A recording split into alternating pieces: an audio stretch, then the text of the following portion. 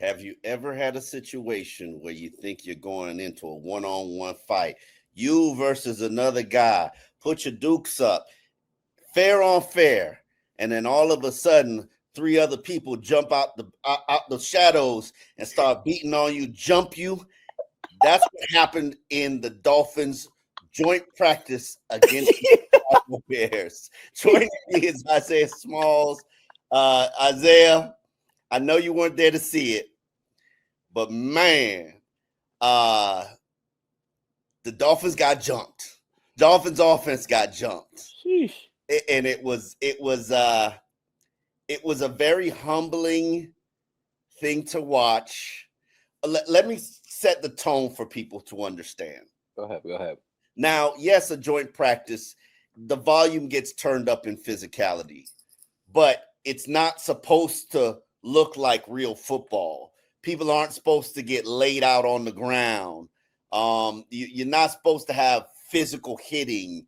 It's your quarterback isn't supposed to be touched.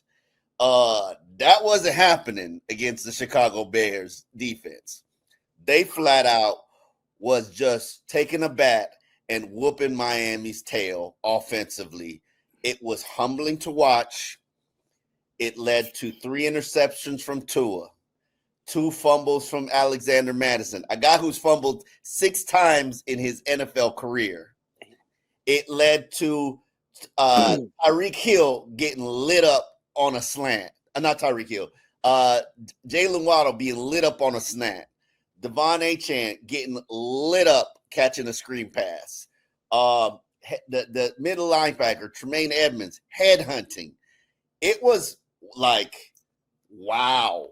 So my number one question, because obviously I compiled your tweets. I saw what you were talking about. I saw what all the good people over there in Chicago were talking about. How much of this was a result of not having Austin Jackson, Alec Ingold, and Tyreek? Those are 3 very key guys on this team. No. Did it look like they were missed, or what was the No.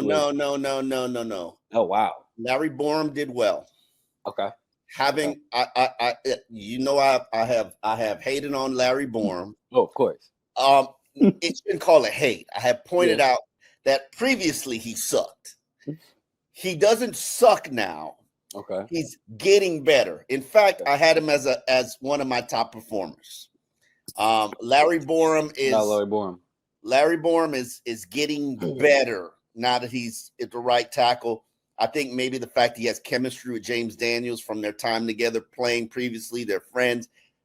I don't know what happened to Larry Borum. Maybe he thinks like, yo, I'm not out here doing well. I need to tighten up. Like, I don't know what happened, but he's practicing better.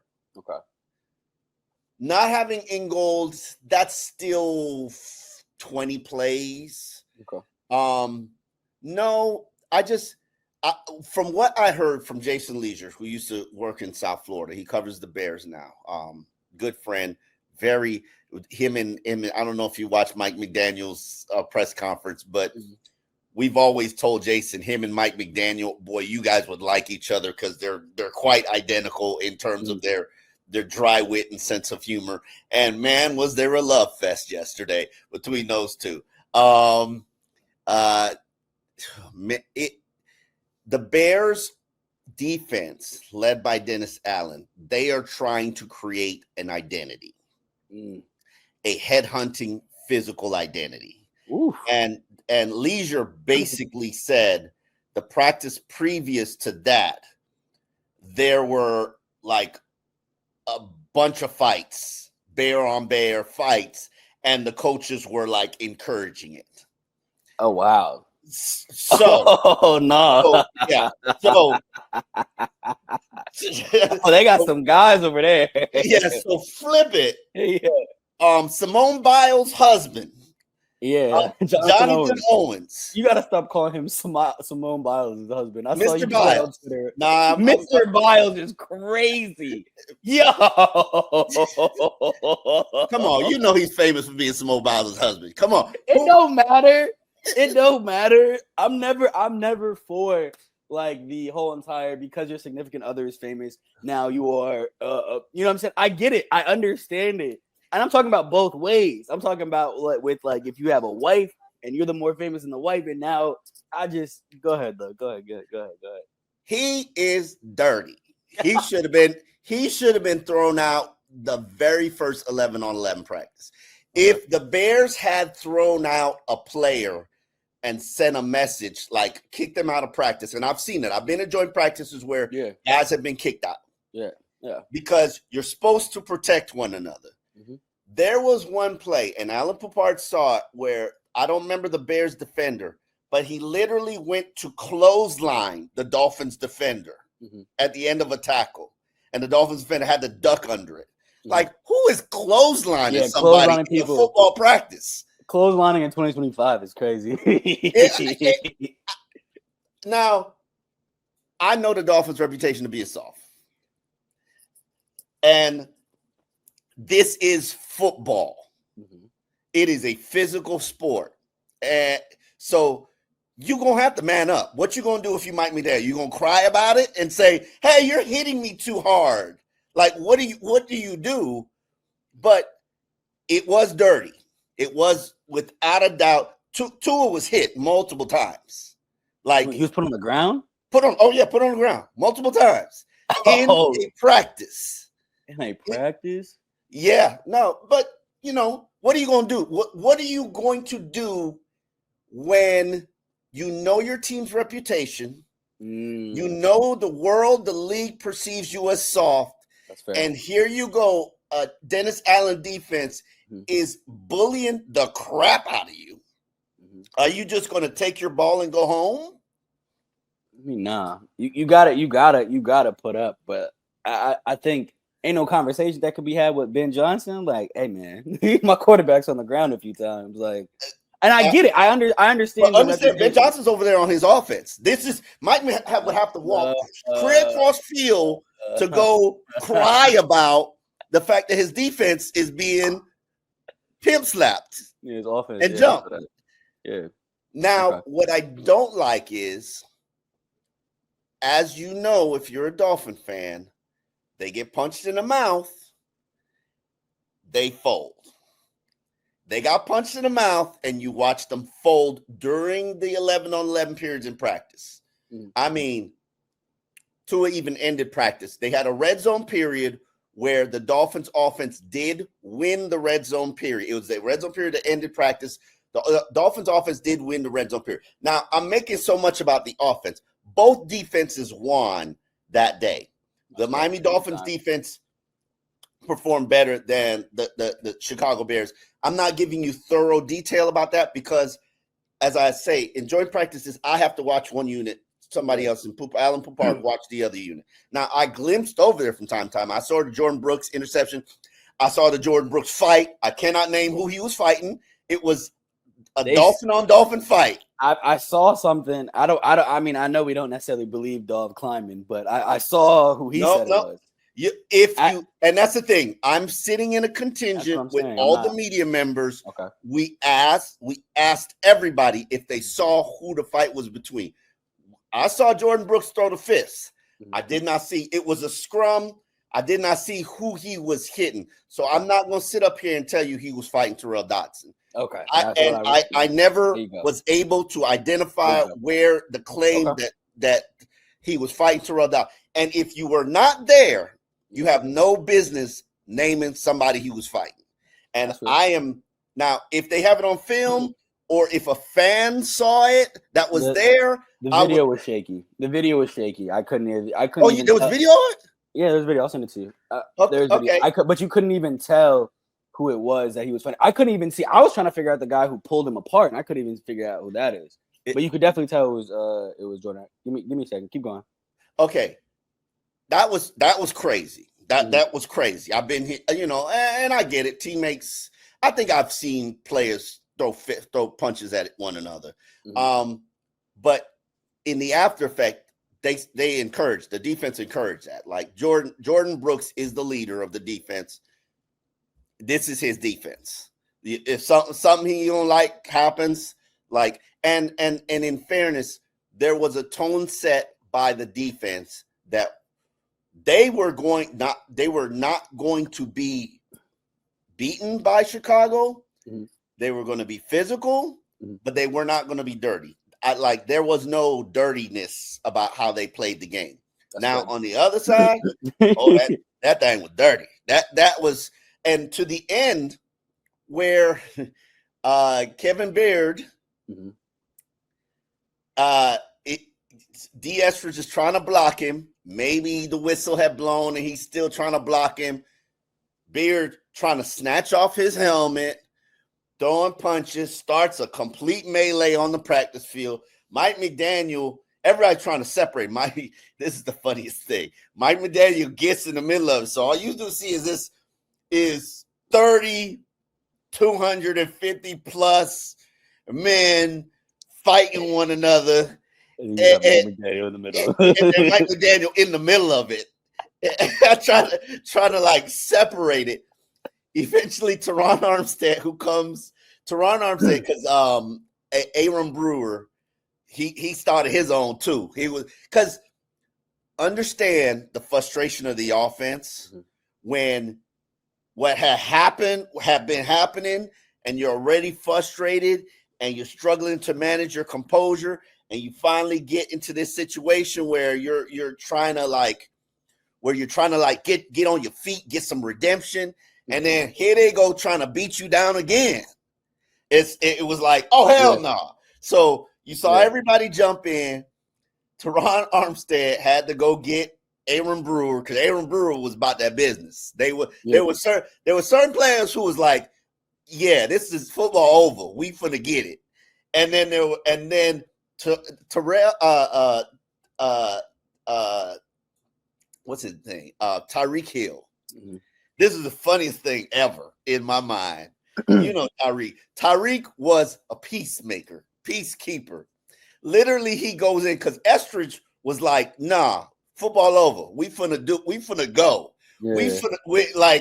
We are about to go, because I think he was one of those guys that got one of them cheap shots, because they were cheap shot. The secondary and the line, Tremaine Edmonds, cheap shot after cheap shot after cheap shot after cheap shot. So Tyreek goes into the scrum, literally picks up D. Estridge, puts him over his shoulder, and walks him out. And Estridge is like fighting, trying to get back in. And Tyreek is holding him like he's a toddler. Like, come on, baby. Let's go. It was hilarious to watch. And Tua throws a pick six after that. Damn. Oh, God. I mean, the Dolphins then Miami's defense shuts down Caleb Williams. Then we get to the second quarterbacks. And I think it was Zach Wilson who did score a touchdown. Yeah, do something to Andrew Armstrong, I believe. Yeah, threw a touchdown to Andrew Armstrong. Obviously, I think he had scored before, but Julian Hill was illegal procedure on the touchdown that he scored. Like Julian got to clean his stuff up. It's happening. There's too much sloppy play from Julian. Yeah. I know a lot is on his plate, but Julian, you about to lose your starting job. Like, you about to lose your job. Farrell Brown is on that ass. But the Dolphins defense, stingy in all three red zone opportunities. In fact, Zeke Biggers delivered a sack on the final play. Yeah, big old Zeke Biggers delivered a sack on the final play on the third down opportunity that allowed the Dolphins basically to walk out with the victory in that period. So the Dolphins offense got their ass whooped. No other way to describe it. Yeah. No 6 offensive penalties on the offensive line, 3 interceptions from the quarterback, 2 fumbles, a quarterback to center exchange issue. It was bad. That's ugly. Now the Dolphins defense, they did their thing. They performed. It wasn't as dominant as the Bears defense versus the Miami Dolphins offense, but they had the Jordan Brooks interception. They had a lot of pressure that flushed Caleb Williams out the pocket. Miami wasn't cheap shotting Caleb Williams. The cornerbacks, they held their own. Okay. Okay. Or just to paint that picture for me, who were the starting receivers for the Bears? I know Rome Odunze was Luther Burden was in there. I'm guessing. I didn't watch. Oh, the you offense, didn't. so You didn't say I you can't didn't even watch. tell you Okay. who it was. Who it was. Okay. Then my next question then is. Hold on, but it should be pointed out that the Bears starting cornerbacks did not play. So Tyree Stevenson and what was the other guy's name? Jalen Johnson. Yeah, Jalen. They didn't play. Yeah, no, they didn't practice. Yeah. Wait. Okay, that changes virtually everything. That changes everything. Yeah. I guess. My biggest question for you is, I guess, what are like three things, I guess, that this joint practice taught you about this team, about the Dolphins? They have practiced for 3 weeks against zone coverage, and you need to start practicing against press coverage. Yes, man. Okay. Because they were rerouted. They rerouted those receivers like nobody's business. Wow. And Tua, you know how Tua is. Yeah. Tua's throwing to spots where receivers should be. Ain't no receiver even close. Wow. Yeah, was even just for clarification, NWI, was he getting rerouted? Because obviously he's a bigger bodied receiver. Everybody was getting rerouted. Everybody was getting rerouted. It was that was probably the biggest standout for me. Dolphins, without a doubt, need to start practicing against press coverage, because ain't nobody gonna give you no free release this season. Yeah. There is nobody gonna give you free release this season until you prove that you can actually beat press. The Dolphins ran very well. I think the only thing they did positively was run well to the left side. Either that, the Bears writers were like, yeah, we got an issue. We got an issue here. Like, in terms of who their edge setters were. I don't remember who specifically was playing over there, but they were getting mauled. And Miami, that's a positive. A good sign. That's a very positive, considering that's where the Young Bucks are. That's where Jonah and Patrick are. Okay. And my third of the standout is I could rock with Malik Washington. I can. Yeah. I'm just saying. You said you could rock with him. What? And here's the reason why I say I could rock with him. Okay. When you visually saw everybody on offense cowering, and people started to play a little intimidated, started to play a little timid. I ain't lying to you. They was scared. I put out a meme where what's his name? Kevin Hart was like, no.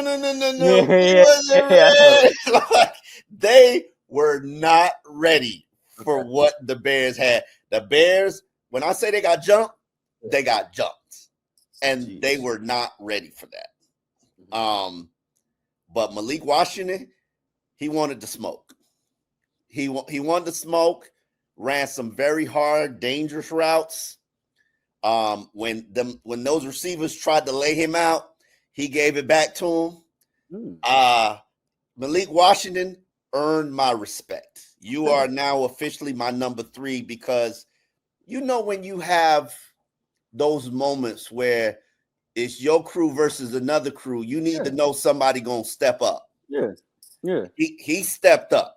He stepped up. He stepped up like a big boy. And I noticed it. I saw it. I was proud about it. D. Estridge, like, I respect it. Like, you saw the guys who wanted to fight, who fought back. That's good. And then you saw the guys who wilted. And Tua was a wilter. I ain't even gonna lie to you. Tua was wilting, and that is something that he's probably going to spend the next couple of days beating himself up about. Yeah. I'm not going to make any excuses for it, things weren't going well for his team. Things weren't going well for his unit, and he shrunk in the moment. What is the narrative about Tua? He does just that he shrinks in the moment.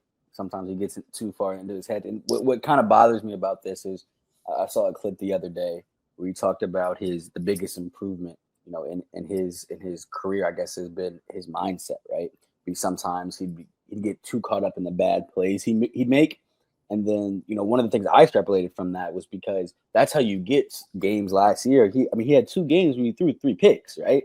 Mm-hmm. And you could tell that, like, during those games, that once he threw that first one, he was like, all right, I got to try to make up for it. And then he'd do another one. And then like, okay, now I got to go try to make up for that. And then he'd go another one.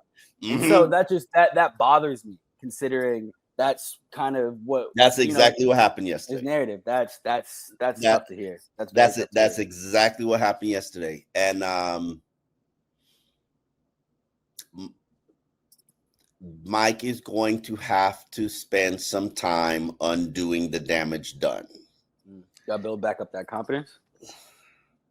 Or is it not? And it's not and it's not just him, because to me the bigger issue were the receivers. Like you can't be rerouted like that.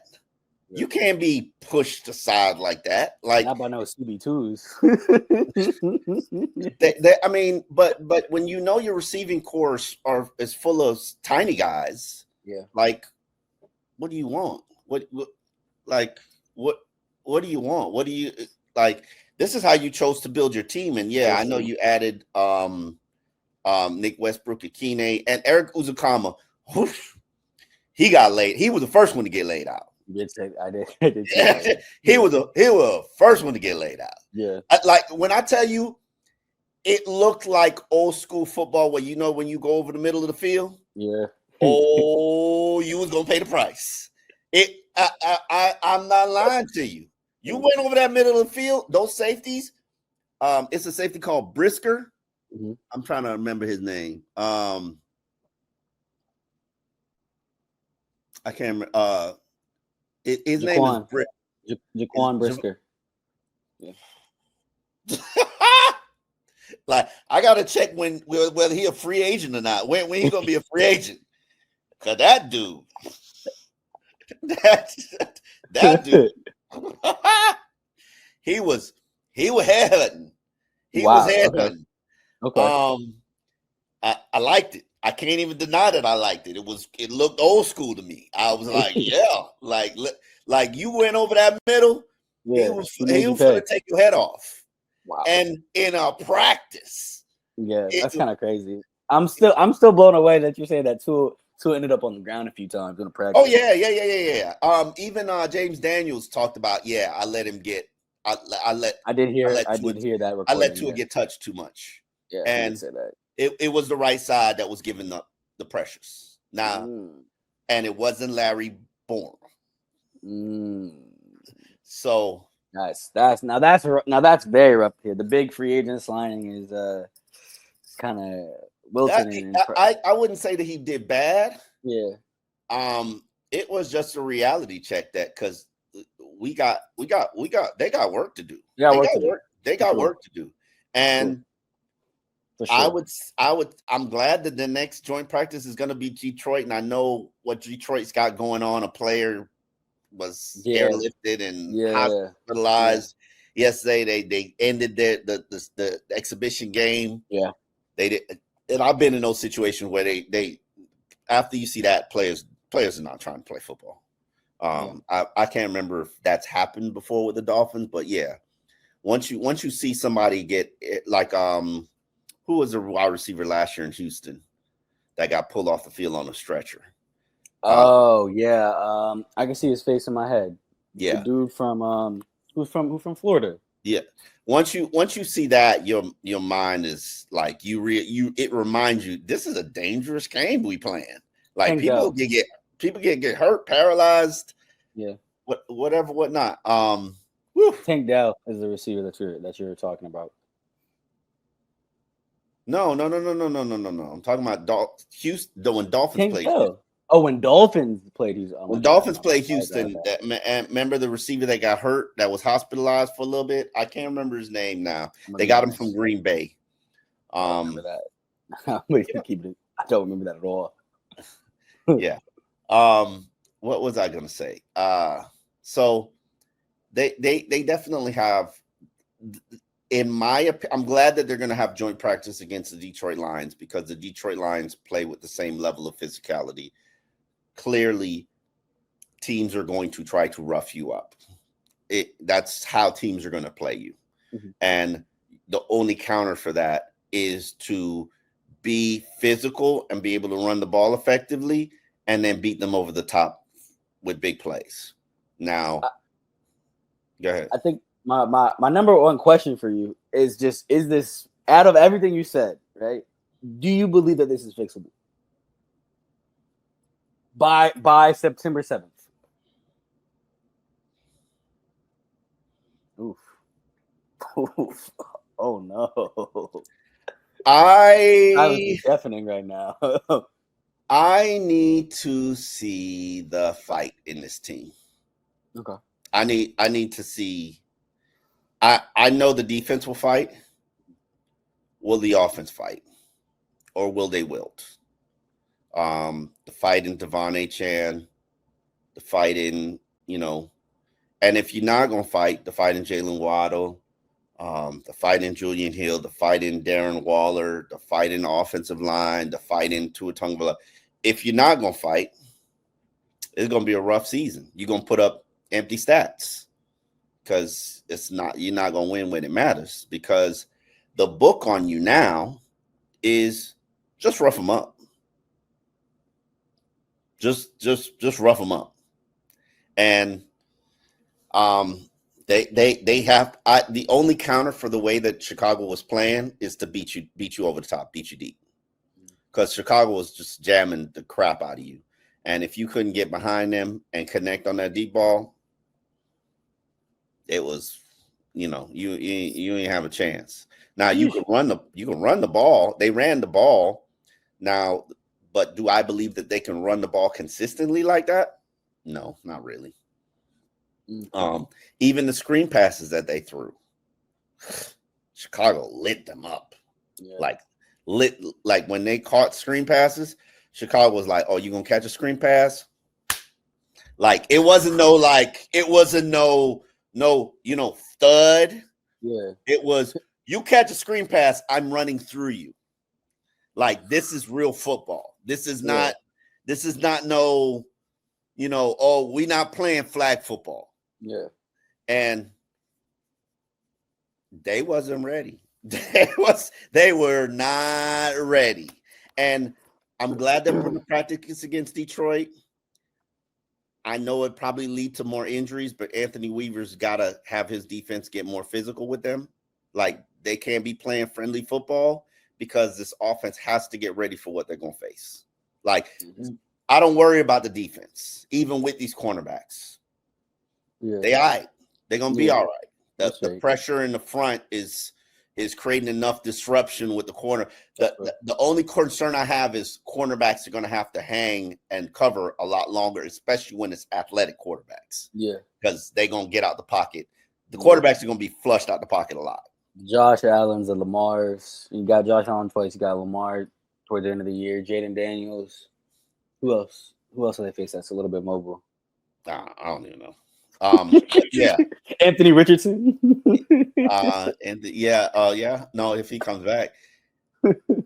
They're and even the safety spot. Like, I didn't watch defense a lot, but it wasn't like when the offense would make a big play, you'd hear the crowd cheer, because we're in Chicago. Mm-hmm. So you did not hear the crowd cheering. All you heard was offensively, ooh, like damn, like that's all you heard. like yeah, it was you ain't hear the cheer. There was no cheering over there on the right side of the field. All you heard was like the crowd that was watching the defense play. All you heard was them like Like, like we some head busters. Yeah. Yeah. That's good. I mean, look, I think we've said this time and time again that the defense is probably going to be the calling card for this team, and they got to set the tone for the entire team. They do. And that means you got to rough up this offense on a regular daily basis. Yeah. I can't think of another way to simulate that pressure. I think Tyreek and Jalen and whoever's playing in the slot, Malik, they have to, like Jason Marshall Jr. He's got to get them ready for, like, he is without a doubt safe on this roster because he needs to get them ready for press coverage. Let him, because he's big. Yeah. Whoever is your best jammers and press corners, and you probably need another press cornerback. Like, I think that might be why Cornell Armstrong is so elevated on the depth chart, because he's pretty decent as a press coverage guy, and he's a physical cornerback, which is why he plays the gunner. Your press guys, they got to step to the forefront because you are going to face a lot of press this season. Ain't nobody gonna play zone against you. Like, until you start to beat them over the top, nobody gonna play zone, because these receivers, they getting manhandled at the line of scrimmage, and it was very humbling, and they gonna have a lot of teaching tape to go over. So hopefully it'll be interesting to see if they respond on Sunday. I like unfinished business. Definitely unfinished business. Definitely. I would be shocked if Tua doesn't play, because you're not gonna do me like that. Yeah. You're not about to, because they got it was like, you're not about to do me like that. There's pride involved in this. So if I'm Mike, all my starters, y'all ain't earned no day off. Let's go to work. How many snaps? Let's get our get back. How many snaps? How many snaps? 2 series. Okay. You got to show me you got a little fight in you, because now that the tackling is real, we can't. You cannot go out like that. Yeah. So, but we'll see. I mean, I don't know if I'm playing all my defensive guys. Yeah. Do I need to play Bradley Chubb and Jalen? Bradley Chubb, Jalen Phillips. I mean, shoot, I wouldn't throw Mika out there. Zach Sealer, take your day off. Zach Zach's Sealer. probably gonna try to set the tone. No, I know Zach. If his rookies are playing, Zach is gonna play, because he need to. Zach is a leader of leaders, and Zach is gonna be like, I'm not gonna have you out there without me. That's right. But Jordan Brooks, I don't know if I'm letting it. Yeah, I'm making him play. But it'll be interesting to see what happens. What will be the things that you're looking for on Sunday? For me, as I wrote in my story, the Miami Herald, a couple things. I'm looking at the safety spot. I want to see somebody try to carve out a role. Obviously, with the injuries in that unit, someone has to start opposite of Minka, right? So hold on, you ain't liking what Elijah Campbell doing? No. I'm not saying that. That's not what I'm saying. I've that's actually what it sound like. That's what my ears are telling me. But that's what my ears are telling me. I want to see a clear order behind him, right? Like, I want to see something from McMorris. I want to see what Colbert can do. I want to see what Saunders can do. Like, they got beat bad. They got beat bad. I did see that play. You did see that. Yeah, you mentioned that. That Colbert and Saunders. Yeah, let the rookie split. tight end just right through. Exactly. And I think there's a video of it too on that. There's a Chicago Bear fan took video of it, and it was that I didn't like that. I didn't like Channing Tindall on special teams. Oh, you did say that he the effort was piss poor. The wide receiver Monterey Baldwin. Yeah, you said that he dropped a punt or something like that. You drop a punt, jump on it. Yeah. He didn't even try to go get it. Like, it looked like the Cam Newton when he fumbled in the Super Bowl. Like, he's like, he was like looking at it like, damn, I dropped the punt. While the Bears defenders over there jumping on it. Yeah. Like what are you doing? Cam Good did have a punt block, but I didn't see it. A punt or field goal block, I didn't see it. Okay. As the different fields were working. So props to Cam Good. I think he's in the danger zone. Yeah. Because if you ask me, Grayson Murphy. Yeah. Which one was it? Is it McClendon? Yeah. McClendon. I probably could put both of them on my practice squad. That spot is probably for special teams, so maybe Cam Good is safe, but Cam Good needs to go make plays on defense, in my opinion. That's real. And I'm trying to think. Ify Melifonwu was working a little bit more, but I don't know if he plays. That's what I'm saying. I'm looking at that safety spot. I want to see who the best ability is availability, right?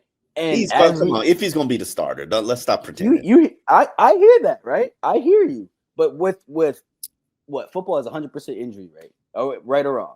Yes. If he's a guy who has a significant injury history, right? He does. The fact that he didn't come into training camp healthy, to me, it was I don't want to say a red flag, but it was something to keep notice of, right? Because to me, I mean, football, it's a game of attrition as well. Like, you're going to beat yourself down, right? And so if you're already coming in at 90%, when there's guys coming at 100, your floor, your ceiling is a lot lower than everyone else's. So that's my thing. You make a very good point, and especially when you factor in Elijah Campbell is the Dolphins' top gunner. You know, I'm obsessed with gunners. You need two. They are very important. You need two. If Elijah's a starting safety, he can't be a gunner. So I see Jack Jones working as a gunner. I don't know how it looks. I see Cornell Armstrong work as a gunner. Like, if you are a hardcore Dolphin fan, you need to pay attention to, on punts, the guys on the edge that have to get past two defenders. Yeah. It is a hard job. It is a very difficult job, but you have to have a toughness to you. Ethan Bonner has been identified as a guy who cannot do that. Yeah. And you need to find some cornerbacks who can do it. And speaking of Ethan Bonner, that's what I said. And speaking of Ethan Bonner, that is the other position that I'm going to be looking at. I think we can pretty much agree that Storm Duck has a pretty solid hold on at least one outside corner role. And, correct me if I'm wrong, I don't think Kendall Sheffield's hold on that other one is as strong as people, obviously right now he's CB1, but I feel like that can change. I don't know if he's QB1. I don't know if he's according to the depth chart he is. According to the depth chart. Nah, depth chart's a liar based on yesterday. Bingo. So now I'm looking at, all right, who's going to take that spot, right? Obviously, they would love for Cam Smith to take it. It's not. Come on, stop. Chill.